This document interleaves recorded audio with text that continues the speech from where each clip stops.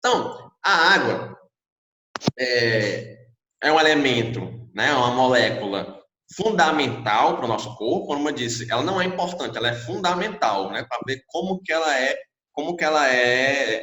ela é importante para a gente. Ela é fundamental para o nosso corpo funcionar. Sem a água, com certeza, não existiria vida no planeta Terra.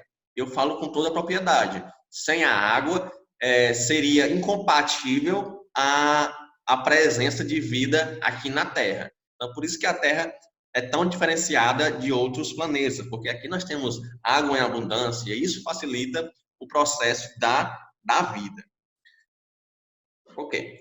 Então, eu sempre começo a falar sobre a água com esse memezinho aqui, né? Com certeza vocês já devem ter visto em algum canto essa foto, né, que diz que o conhecimento é o poder, no qual um rapaz, está aqui no deserto, né, morrendo de sede, e tem duas placas. A primeira placa dizendo água, né, o rapaz está com sede, ele quer água, dizendo que a água está a 9 quilômetros, né? E tem outra placa dizendo que o H2O está a 500 metros. Então, o H2O está mais próximo, mas esse rapaz aqui, ele quer o quê? Ele quer água. Só que ele não sabe que água e H2O, que o H2O é a molécula da água. Então, se tiver a molécula da água, tem a água. Então, por falta de conhecimento, ele está indo pelo outro lado, pelo lado do nome água, do lado de o H2O, que chegaria bem mais rápido. Então, essa frase aqui realmente ela é bem legal e bem interessante e também se encaixa naquela que eu falei no começo da aula. Quanto mais você souber, melhor serão as suas decisões e isso lhe servirá para toda a vida. Então, esse aqui é um exemplo do conhecimento. Conhecimento sobre o quê? Sobre o conteúdo água. Água, H2O. Professor, por que é H2O? Por que água a gente chama de H2O? Vocês lembram que eu falei dos elementos químicos. Um dos elementos químicos mais importantes no nosso organismo é o hidrogênio e o oxigênio. E a água, ela é formada justamente por esses átomos, por esses elementos químicos. A água, ela é formada por um átomo de oxigênio, né? Que é esse azulzão aqui, bem bonitão, e dois átomos de hidrogênio. Por isso que é H2O. Dois hidrogênios e um oxigênio. Então, o H de dois o quê? 2H, 2 oxigênio. E o O de perdão, o H2, né, de 2 hidrogênio. E o O, como não tem nada aqui, é apenas um oxigênio. Por isso que é chamado de H2O. A água, certo? A água é uma substância inorgânica, certo? A água é uma substância inorgânica. Ela pode ser obtida de alimentos líquidos, né? Inclusive a água é um alimento. De alimentos sólidos, como a carne, por exemplo, a carne tem um potencial que tem uma grande porcentagem de água também dentro da carne. E a água potável, né? O que seria essa água potável? É a água que é de consumo humano. Mas, professor, toda água não é de consumo humano? Mais ou menos, certo? Porque a gente sabe que existem águas, né, que são impróprias para o nosso consumo. Por exemplo, água sem tratamento. Então, uma água potável, Hudson, humano. Uma água potável é aquela água que o humano, né, pode consumir e que não irá trazer nenhum prejuízo para a sua saúde, né? E essa água que não causa nenhum prejuízo à sua saúde, ela deve estar respeitando uma legislação. Aqui no Brasil, a legislação que fala sobre isso é a 2914, certo? A portaria 2914. do Ministério da Saúde. Inclusive, isso aqui sim tem, viu, Larissa? Na conta d'água. Com certeza isso aqui tem. Dizendo que a água que você recebe em casa está em concordância com essa portaria aqui, portaria 2914 do Ministério da Saúde.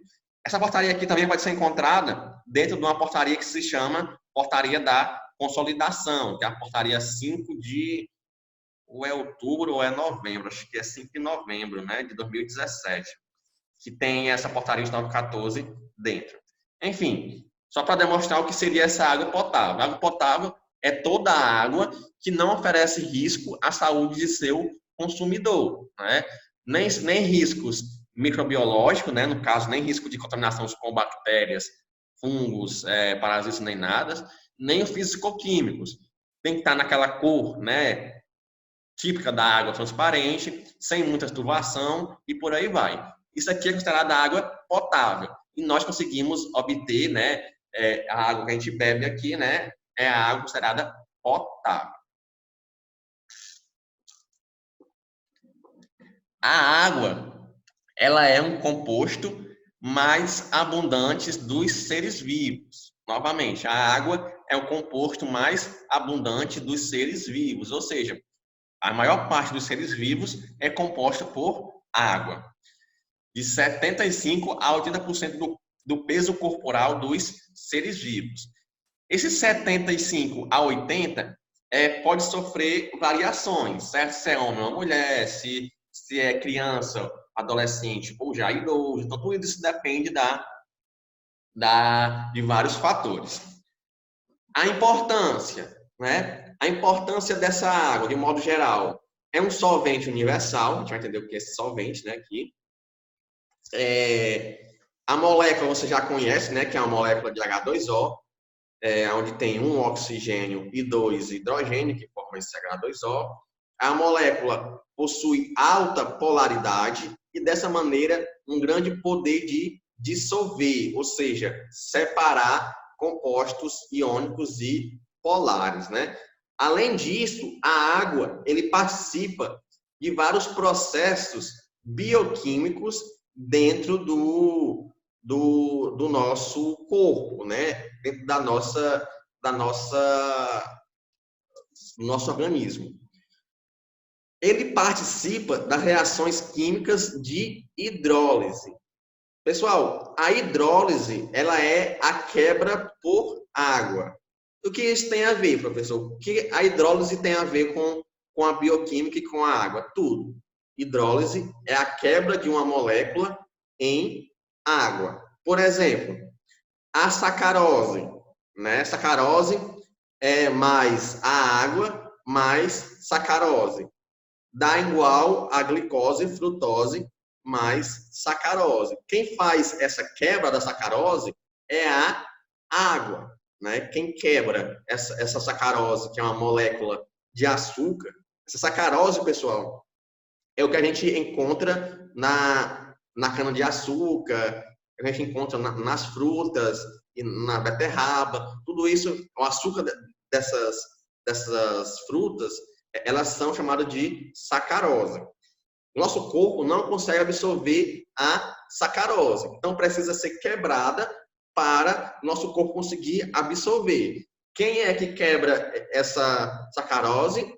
É a água, né? Aí a água quebra a sacarose e consegue quebrar essa sacarose em glicose, em frutose e na própria sacarise, né? Que já é outro componente aqui.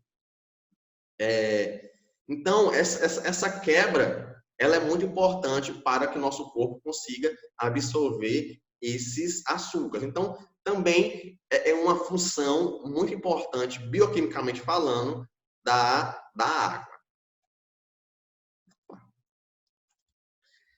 Além disso, como eu já falei para vocês, a água ele é um regulador térmico, né? A água possui um elevado calor específico, impede variações bruscas de temperatura, mantém a temperatura celular constante, ou seja, mantém uma temperatura dentro do nosso corpo bem constante, né? É ela que faz isso e libera o suor, né? Esse suor, ele é um líquido composto por água mais sais minerais, que é liberado pelas glândulas sudoríparas, né?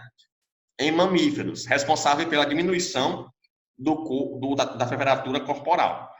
Opa, dando só luz agora. A água, né, como eu falei, antes de começar essa aula de slide, ela também funciona como esse regulador térmico do nosso corpo, né? Ou seja, se o meu corpo está em movimento, ele vai aquecer. Ele é uma máquina, um motor, né? Quando o motor se está funcionando, ele aquece. Nosso corpo é do mesmo jeito. Quando ele está funcionando, ele aquece. Só que o nosso corpo é tão inteligente que ele tem mecanismo, né, para liberar esse calor. E esse mecanismo é através do suor, né? Além disso, pessoal, a água, ela funciona também como um transporte de substância, né? Substâncias essas, elementos, gases respiratórios, é, seiva nas plantas, enfim, tudo isso aqui são transportadas pela, pela água. Lubrificante, eu já falei isso aqui para vocês, né? Dessa função da água, que a água funciona também como um lubrificador natural. Isso para os nossos olhos, né? A gente ficar muito tempo sem piscar, os nossos olhos ficam rapidamente ressecados, né? E aí já turva a visão, fica algo anormal, né? Então, com a ajuda da água, há essa lubrificação natural dos nossos olhos, nas articulações, certo? No nosso joelho tem água, na nossa articulações aqui do braço, né? Na nossa cintura aqui, na cintura da clavícula, tem essa parte da água também, né? Então, tudo isso ajuda nesse movimento, porque se fosse só osso com osso, não tinha esse movimento todo, né? Não tinha essa flexibilidade toda nas nossas articulações e faria até barulho, né? Porque osso quando pega em osso faz barulho. Então a água, ela ajuda nesse movimento todinho do nosso corpo, do nosso braço, né? Enfim, nas nossas mãos. Então tudo onde se mexe nas articulações tem a água para fazer para ajudar nesse movimento, beleza?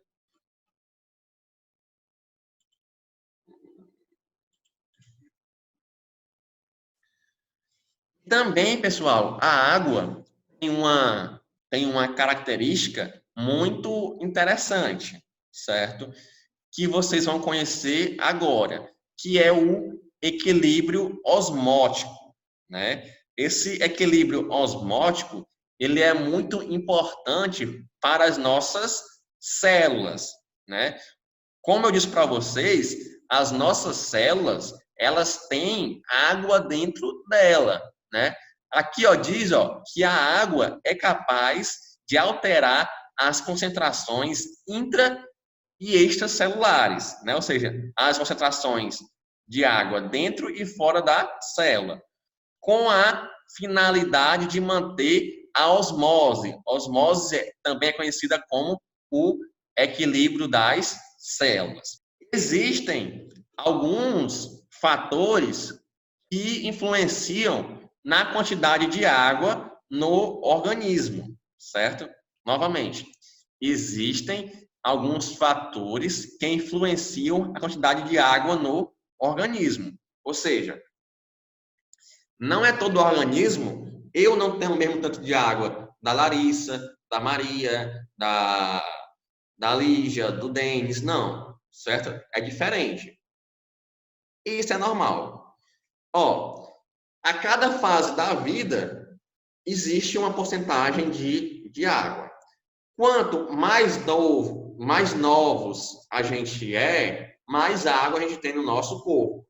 Quanto mais nós estamos envelhecendo, mais água nós vamos perder. certo? Então, vamos ter menos água no nosso corpo. Então, um dos fatores que influenciam diretamente na quantidade de água no nosso corpo é a idade, certo? A idade é um fator muito importante na quantidade de água que tem dentro do nosso corpo.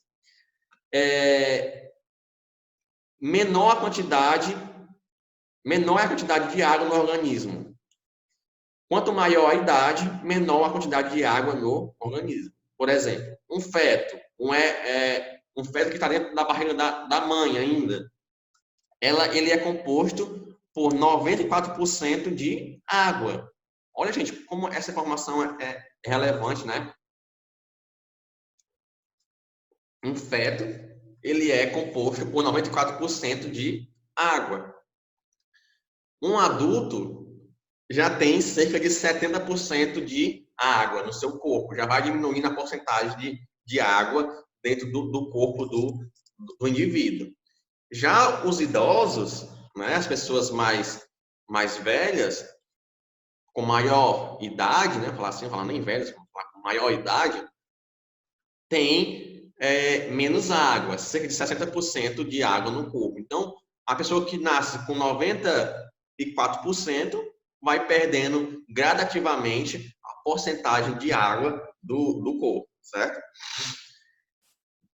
A quantidade de água também varia nos organismos, dependendo da espécie, né? Então, a gente não tem a mesma quantidade de água de outros animais, certo?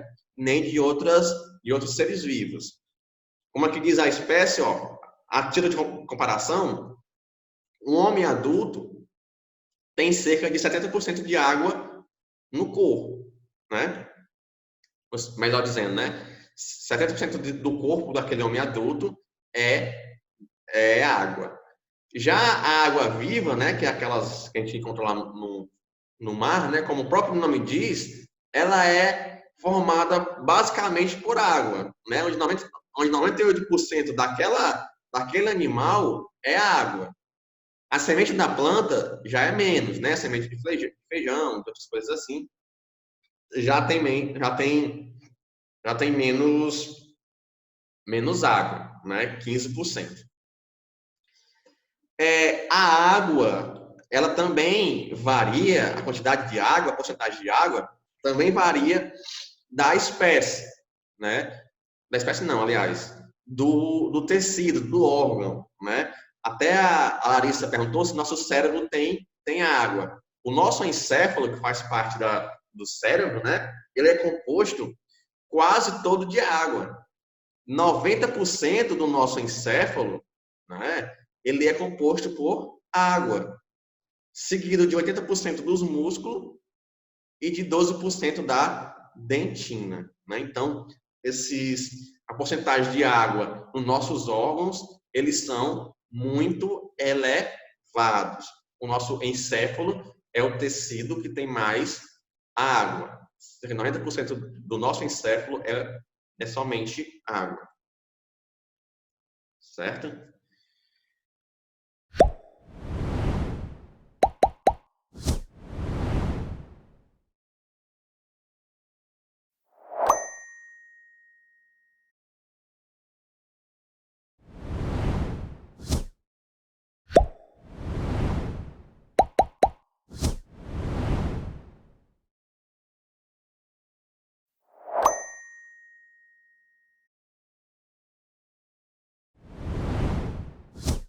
Nós estávamos falando sobre a água, certo? A água, ela é, como vocês já entenderam, né, no bloco anterior, a água, ela é fundamental para os seres vivos, né? Sem a água não existiria vida. Então, a água realmente é vida, né? Aquela frase diz, né? Água é vida, porque realmente quando nós falamos de água, nós falamos da possibilidade da vida. Então, aqui mais uma revisãozinha do que a gente viu de manhã, né? Que a água é a substância mais abundante na matéria viva, Ou seja, nós, quanto matéria viva, nós temos mais água do que qualquer outra coisa, né? Então, a água está na gente, a água está na gente mais do que qualquer outro elemento. Como vocês já viram, o teor da água, ele varia entre as espécies, né? Como vocês já sabem, as medusas, que são as águas vivas, apresentam 98% da sua matéria somente de água, né? Por isso que o nome é água viva, porque realmente aquele animal é uma água que se move. As minhocas, né? Que apesar da gente não ter essa noção, né, que quanto da minhoca ela é água, 80% do corpo da minhoca ela é água. O corpo humano, né, o ser humano adulto, cerca de 65%, né, até 70%, vai lá, né, é composto por água. Como a gente viu também, né, a água ela varia dentro da mesma espécie, né, ou seja, a água, apesar de nós todos ser seres humanos, né, a água pode variar da nossa idade, né? Como a gente viu lá antes do almoço, mais jovem, mais água no corpo, né? Então, quanto mais você é jovem, mais água tem no seu corpo. Por exemplo, um feto humano, 90% é composto de água. Em um adulto, né, 65% é água. Idoso, 50% é água. Então, quanto mais velho, menos água. Quanto mais novo, mais água. Então, isso é proporcional. Galera, isso aqui, esses números aqui, vocês vão encontrar diferentes em cada referência que vocês utilizarem, certo? Então, cada livro que vocês forem ver, cada vídeo que vocês forem ver, essa referência aqui pode mudar um pouco, certo? Não pode mudar muito, porque também já vai estar errado, mas 65 para o adulto, 70, 80, eu já vi livros até com 80% normal para adultos. Pode variar também entre os sexos, né? E também pela massa muscular. Quanto mais músculos, mais água no corpo, né? Esse quadrozinho aqui, eu trouxe ele também lá antes do almoço, né? Como eu falei, nós estamos revisando o que a gente viu antes do almoço. Entre os diversos tecidos, a água também, né? O teor, a porcentagem de água também pode variar entre os diversos tecidos de um mesmo indivíduo. Ou seja, eu, né, quanto um indivíduo humano, né? Todos nós somos humanos, susceptíveis a erros, inclusive, né?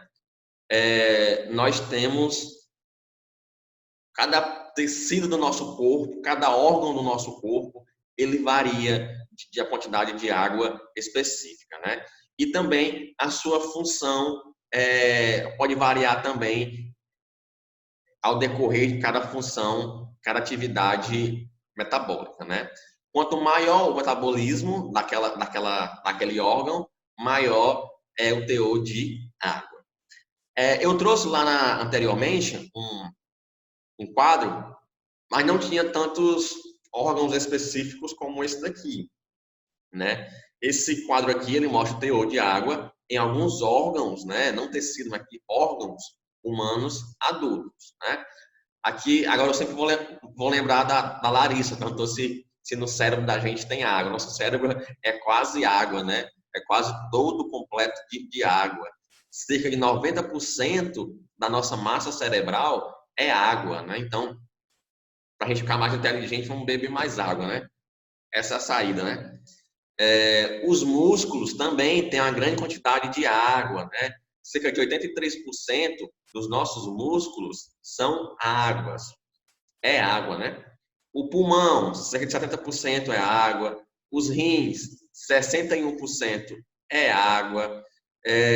Os ossos, né? 25% é água. E a dentina, cerca de 12% de água. Então, como vocês podem ver aqui, quanto mais denso é o órgão, né, menos água tem.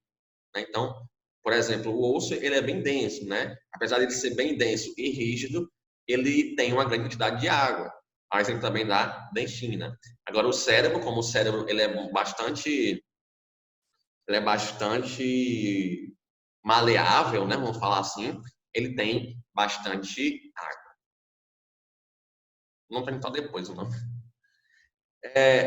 Aqui é mais representando tudo do que eu falei, né? Quando vocês forem estudar, você pode até utilizar esse slidezinho aqui, porque ele é bastante resumido do que eu falei, né? Sobre as diferenças, sobre as variações, sobre a quantidade, né? Então aqui tem tudo bem bonitinho para vocês verem, né? E aqui também, ó, nesse slide, nós trazemos a importância biológica dessa água, né? Qual seria essa importância biológica da água? A gente já viu algumas, né? Mas, em geral, ela está relacionada com as propriedades químicas e físicas da molécula, né? Então, toda molécula, basicamente, também tem essa parcela de água, ok? Aqui eu já falei sobre isso aqui, já falei, pronto. Pessoal, aqui também já é um pouquinho falando do que eu falei antes do nosso intervalo, né? Nós temos a estrutura molecular da água. Como eu falei para vocês, a estrutura ela é bem simples mesmo. A estrutura da água, ela é formada, né, por dois átomos de hidrogênio e um átomo de oxigênio. Por isso o nome molecular da água, né, eu vou falar assim, o símbolo molecular é o H2O, dois hidrogênio e um oxigênio. Normalmente vocês vão ver a fórmula da água assim, certo?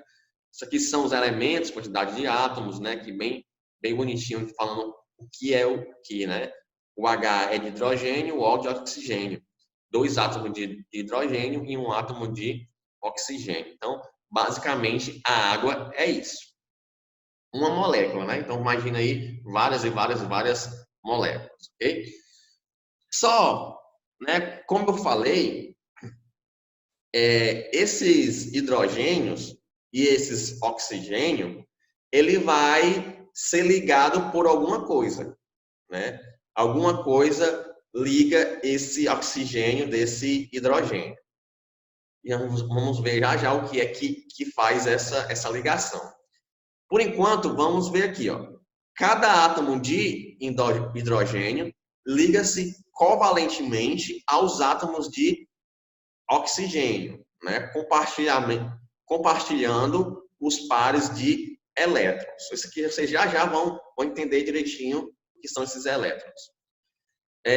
A molécula, né, através dessa ligação covalente, ele adquire uma forma de V, né? A água, uma molécula de água, ela tem essa forma de V. Ó, você parece a cabeça do Mickey, né? Aqui, mas na verdade está representando um V, né? Aqui, ó, um Vzinho bem formado, bonitinho.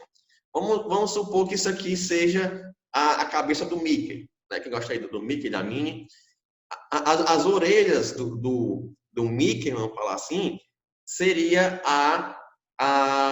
os hidrogênios. Né? Então, tem duas orelhas, o Mickey, então tem dois hidrogênios. E a cara do Mickey seria o oxigênio, que é maior. Né? Então, essa formação, ele nos traz uma característica de V, aonde os hidrogênios estão em cima e o oxigênio está embaixo.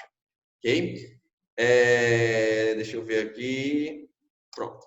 E eles são interligados, né, através das ligações covalentes. Vamos ver o que seriam essas ligações covalentes nos próximos slides, certo? A água, aqui é uma característica da água, certo? Uma característica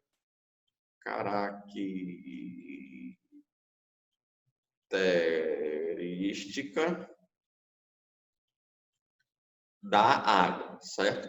A água, ela é uma molécula polar, né? Ela apresenta zonas positivas e negativas, devido a uma distribuição desigual da densidade de elétrons, certo?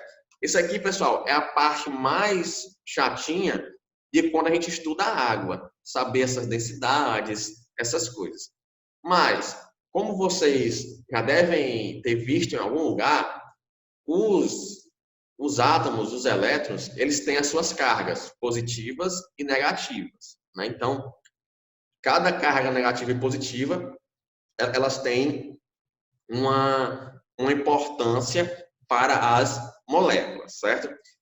E a atração das moléculas, né, a atração das moléculas de água, elas advém dos elétrons compartilhados pelo oxigênio, né, onde cria essas cargas que aproximam outras moléculas de água, e assim formando as cargas positivas e as cargas negativas. Ok?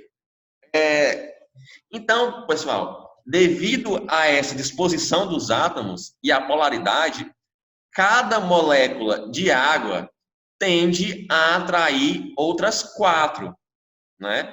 Pela que nós chamamos de atração eletrostática, né? Então, por causa dessas, dessas cargas positivas e negativas, uma molécula de água vai atrair mais 4 moléculas de água, assim formando a cadeia de moléculas de água, e assim dá para a gente vê-las quando está em muita quantidade, né?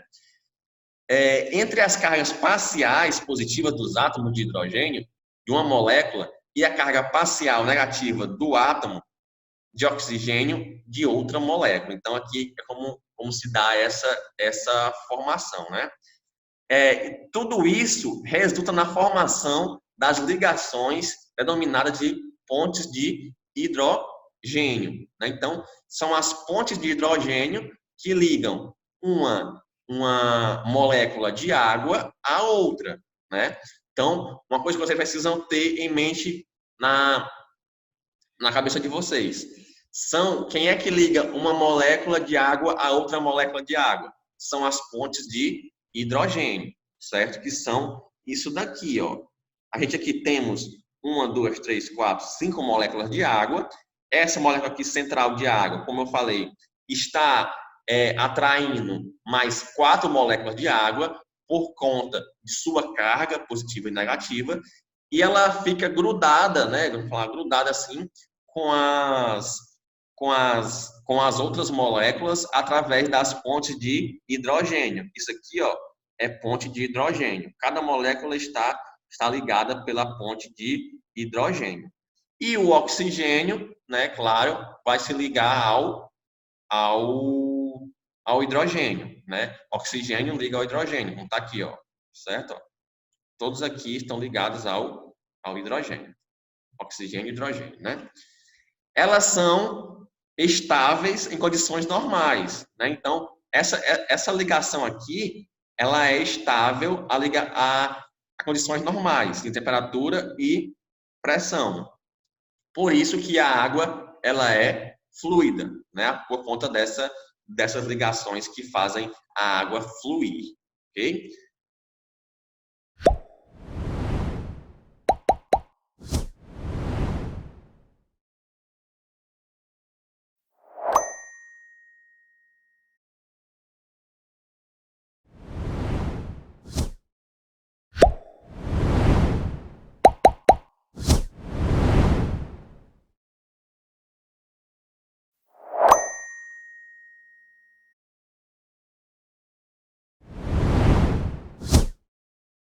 A água apresenta algumas peculiaridades.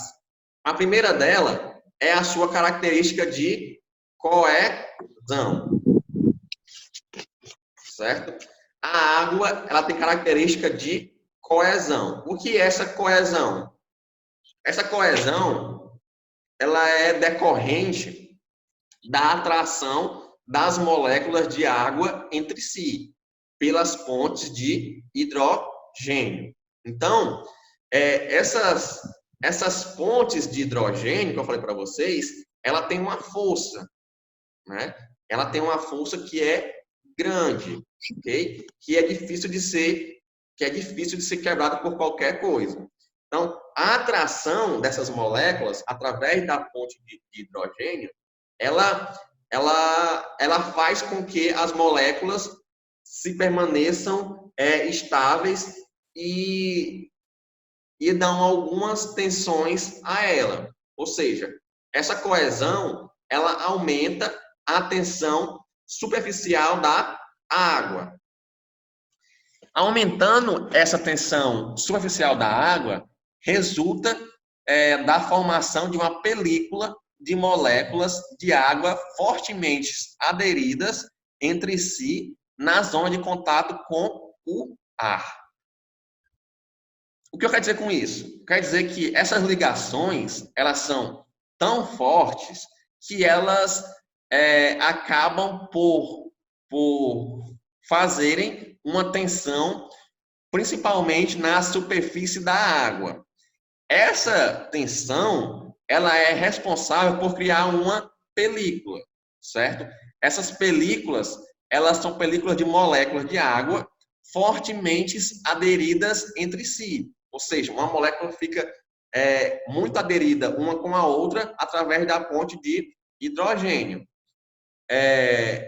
E quando está na superfície, aqui no caso, elas fazem algumas coisas que a gente, às vezes, até mesmo desconfia, né? Vamos ver o que é isso.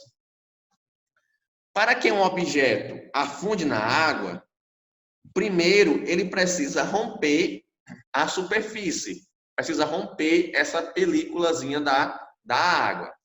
Essa superfície, né, ela tem alta tensão, ou seja, coesão. Quando vocês forem ver algum canto coesão relacionada à água, vocês liguem logo a uma alta tensão, certo? Entre as moléculas. E torna a superfície da água mais resistente, ok? Então, a película de tensão superficial sustenta o peso de insetos e permite que as gotas de água se mantenham sobre a superfície das folhas, né? Outra característica dada à água é a adesão. A gente viu a coesão, né, que é a tensão, e agora vamos ver a adesão. A adesão, ó, vamos ver aqui, ó. Em função da polaridade da água, as moléculas de água, né, tendem a se unir também com outras moléculas polares, né? E é por isso que a água molha, né? Então, assim, a água, apesar de repelir algumas coisas, outras, ela já é polar, ou seja, ela já consegue se unir a outras moléculas, né? Até diz aqui, né, que é por isso que a água molha. A água não adere a moléculas apolares, como óleos, gorduras e ceras.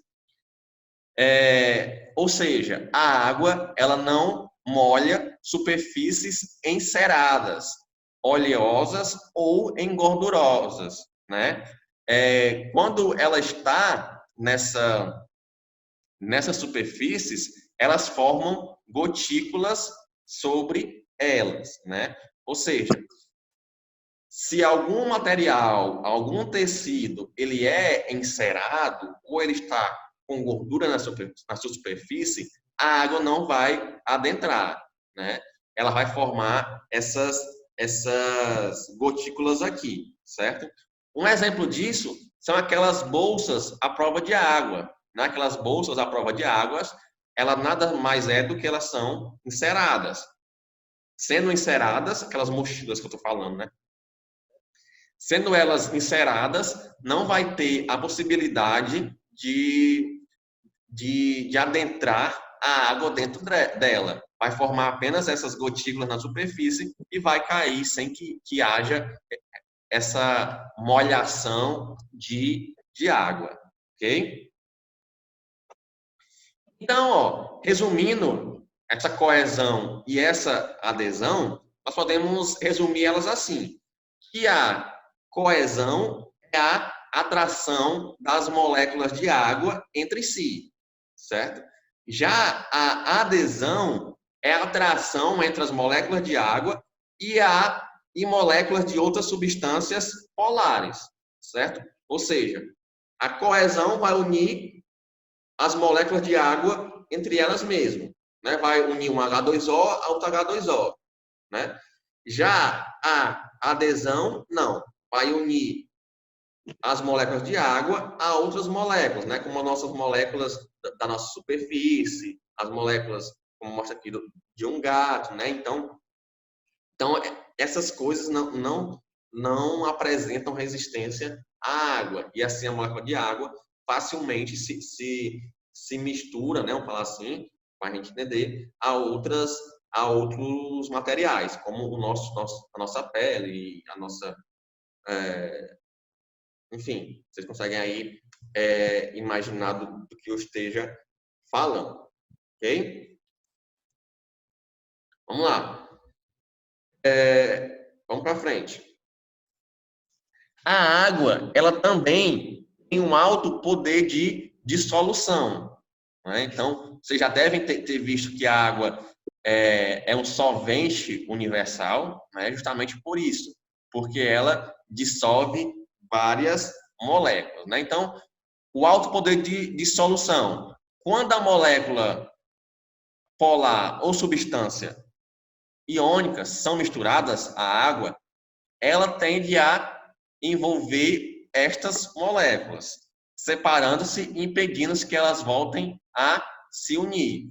Por isso que a água ela é considerada um solvente universal, né? Então a água ela tem essa característica de ser solvente universal por conta disso, né? Porque ela pega as moléculas e se mistura entre elas, possibilitando que ela volte ao seu estado normal, né? Então, ó, as substâncias que se dissolvem em água são chamadas de hidrofílicas, né?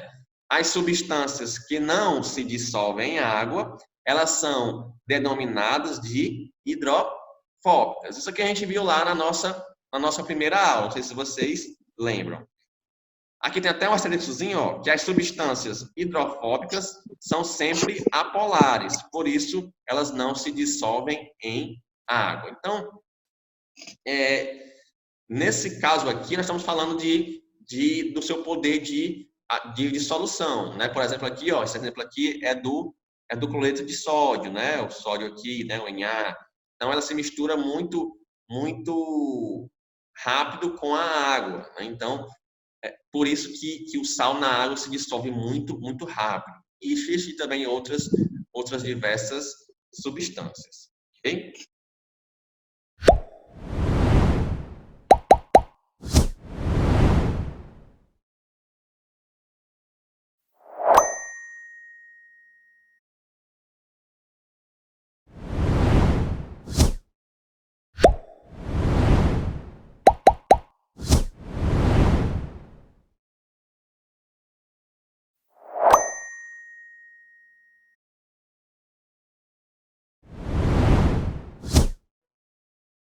Vou falar agora sobre as principais formas de se ingerir água, né? Ah, professor, mas eu ingiro água, eu pego um copo d'água e bebo. Ok, beleza, é isso, mas tem algumas coisinhas a mais, certo? A principal fonte de água são duas, né? A gente consegue água principalmente por dois processos, certo? A primeira é a ingestão de líquidos, né? Nessa ingestão de líquido entra o líquido água e o líquido suco, líquido refrigerante, é, líquido, enfim, os líquidos que a gente bebe diariamente, né? Refrigerante, água, caldo, suco, vocês decidem aí. E também através dos alimentos, né? Como a gente sabe, os alimentos também são carregados de água, né? principalmente a carne, principalmente se for cozido, né? Se for assado ou fritado em óleo, aí a conversa já é diferente. Mas a forma de preparar o alimento também influencia na quantidade de água que vai ter dentro daquele alimento, né? Então, normalmente a gente ingere mais ou menos, né, 2 litros e 100 ml de água por dia, né? Então, essa é considerada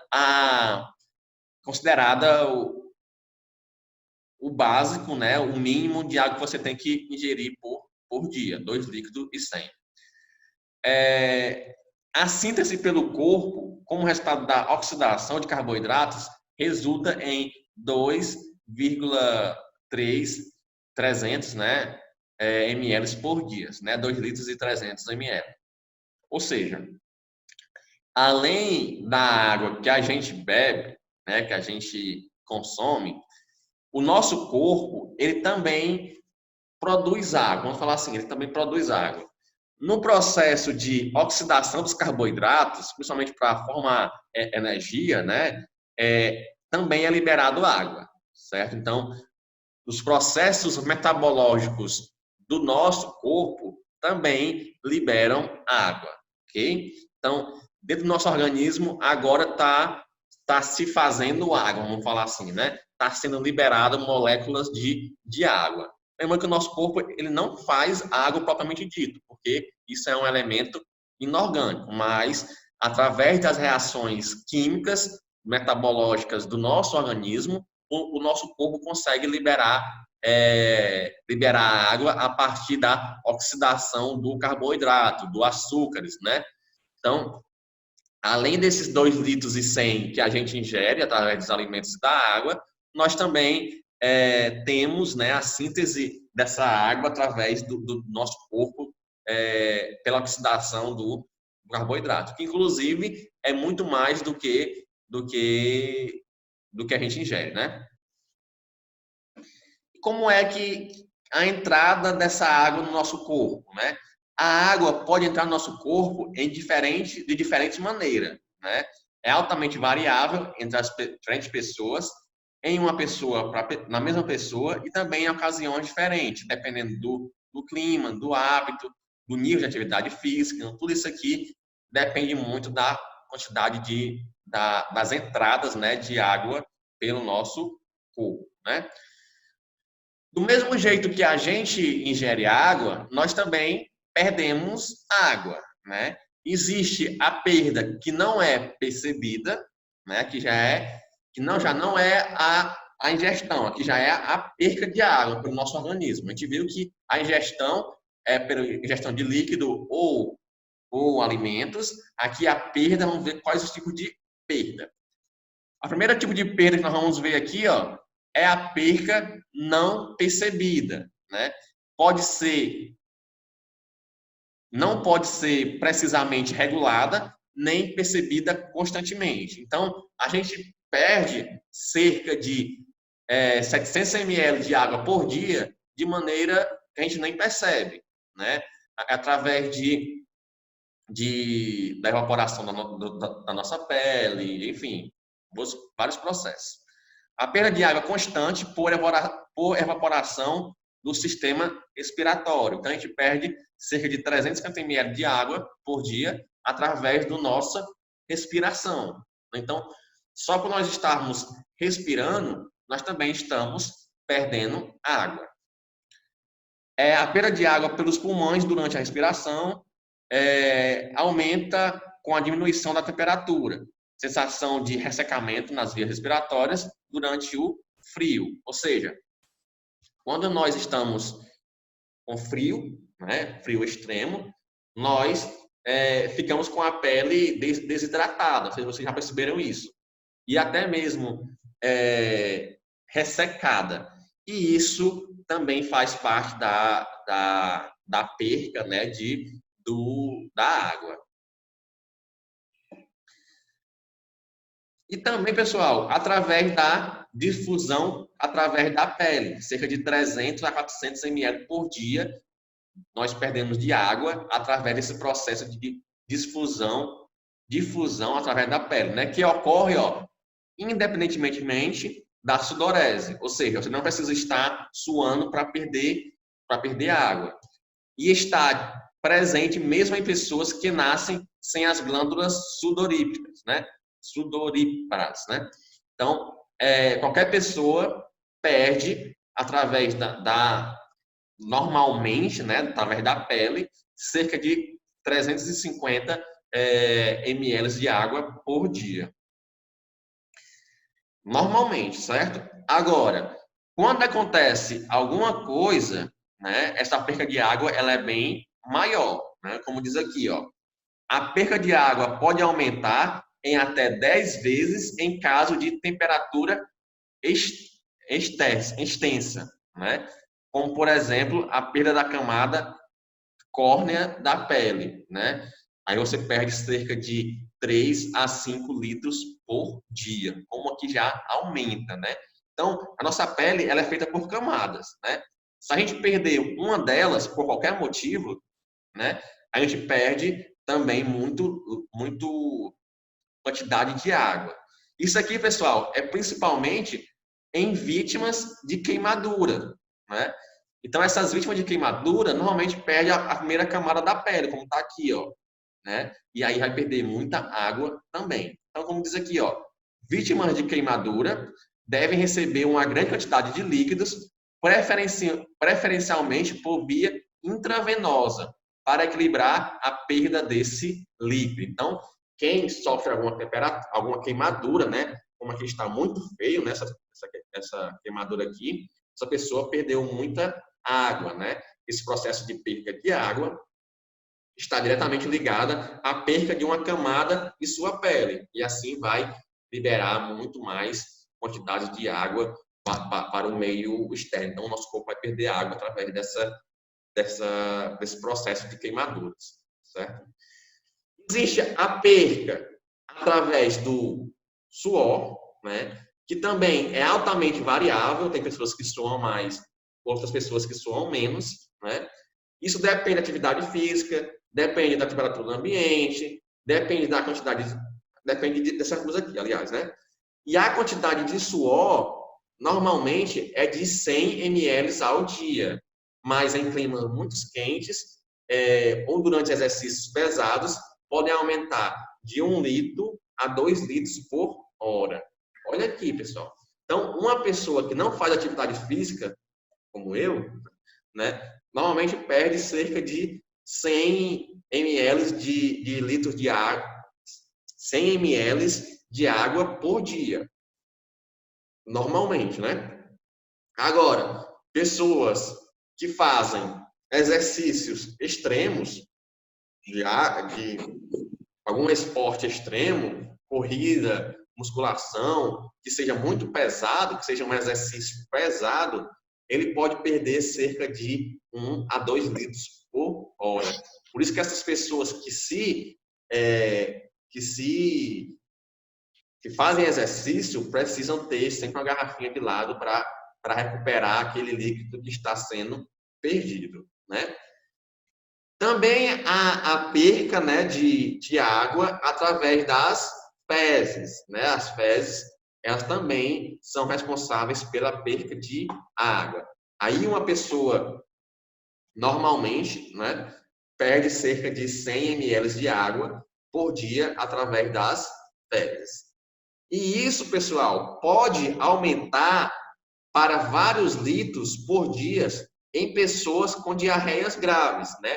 Diarreia, as fezes são mais líquidas, vamos falar assim, né? E quanto mais líquidos, mais água você vai perder. Então, pessoas com diarreias graves perde muito mais do que 1 litro de água por dia. E isso pode ser um grande problema, né?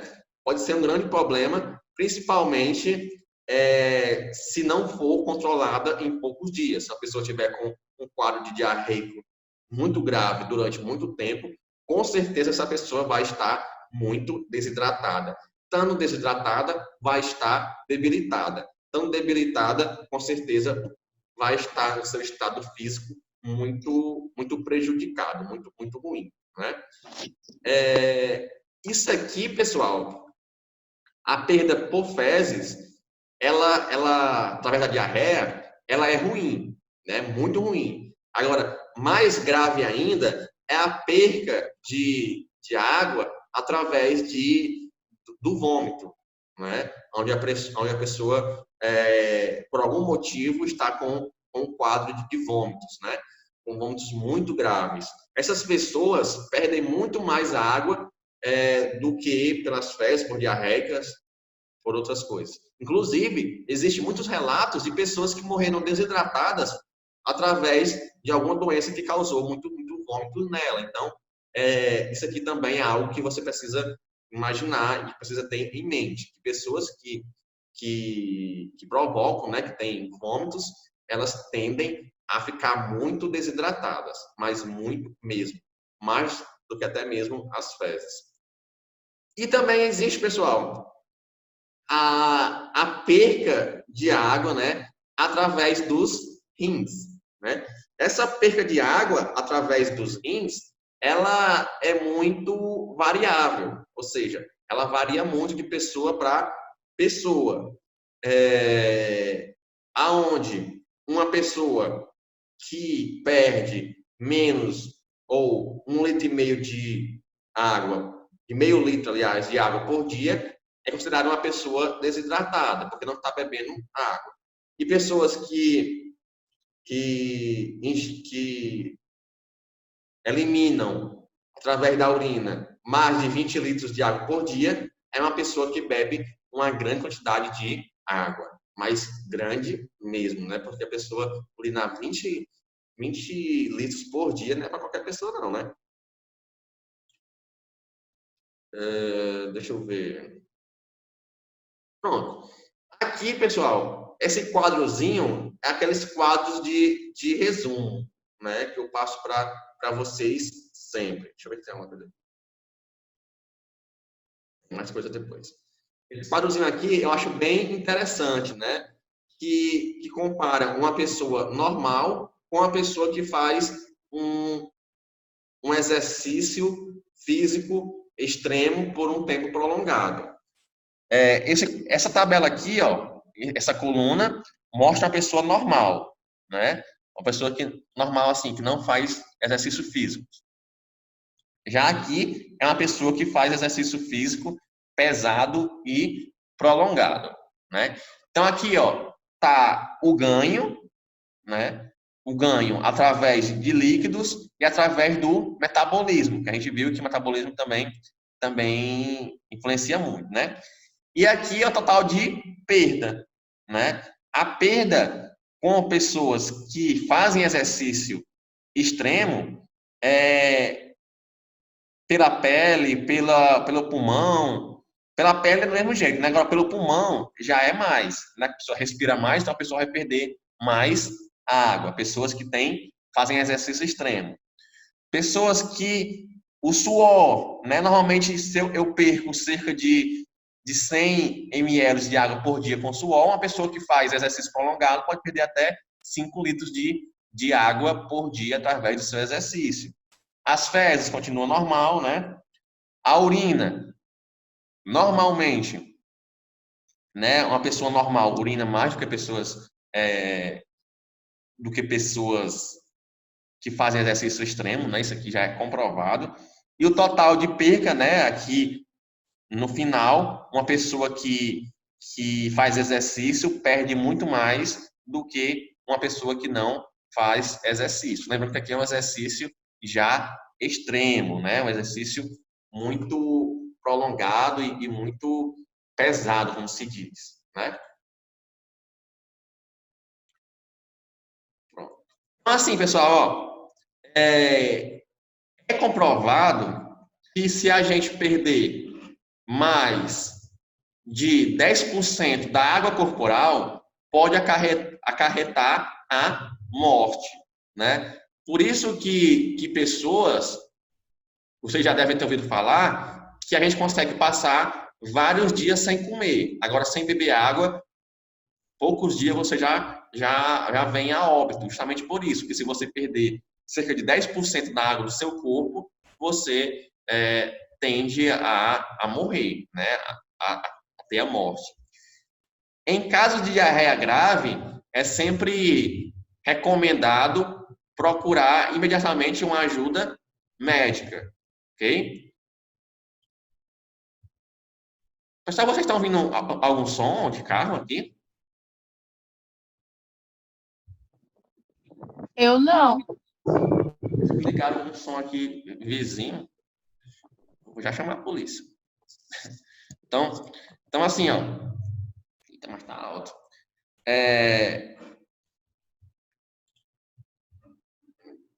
Se tiver atrapalhando, vocês dizem, viu? Porque tá um pouquinho alto mesmo aqui. Então, assim, ó, em caso de diarreia grave, sempre deve ser procurado uma ajuda médica imediata. Como eu disse anteriormente, ó, podemos ficar sem comer por alguns dias, sem comprometer a saúde. Mas sem água, o estado de saúde se agrava-se bastante, né? Após cerca de 36 horas. Então, depois de 36 horas, a pessoa não ingerir água, aí realmente você vai começar a ter desorientação cerebral, enfim, o seu corpo vai começar a entrar em colapso, e até que um momento ele vai parar de funcionar. Como vocês sabem, né, recomenda-se a ingestão de pelo menos 2 litros de água por dia, né? Aqui, pessoal, eu trouxe mais para vocês terem noção, né, que nós fomos privilegiados, né, por ter água em abundância, né? Às vezes falta alguma coisa na casa da gente, né, mas faltar água é muito difícil uma casa faltar água, né? Água assim, de beber, não água da carência, porque vai faltando, né? Mas água de beber em si é difícil uma casa não ter.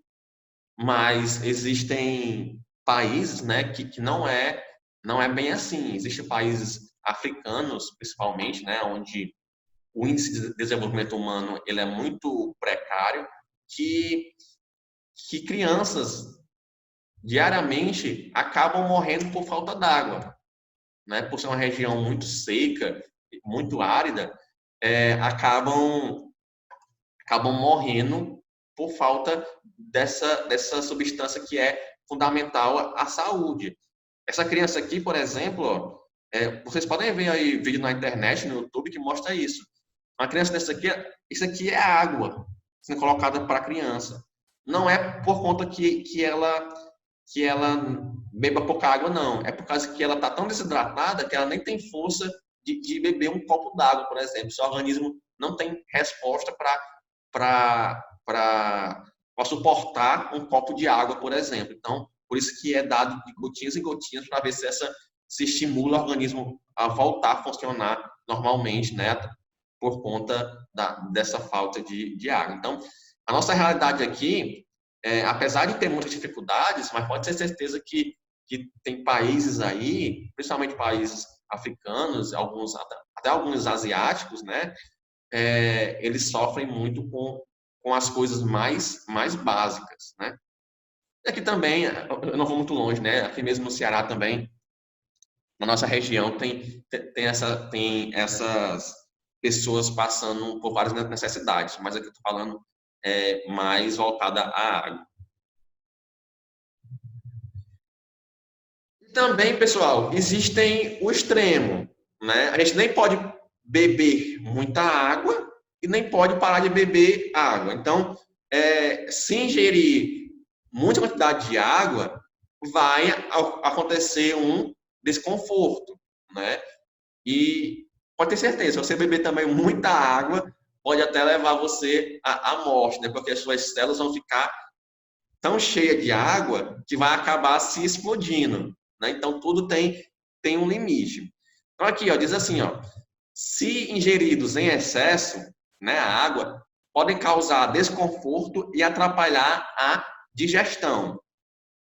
O excesso de água dilui os sucos digestivos, né? Todos vocês sabem que dentro do nosso estômago tem um líquido chamado suco digestivo ou ácido gástrico, enfim, como vocês preferem chamar. Eu e a Larissa que temos gastrite, né, Larissa? Nosso suco digestivo ele é meio complicado, né, Larissa?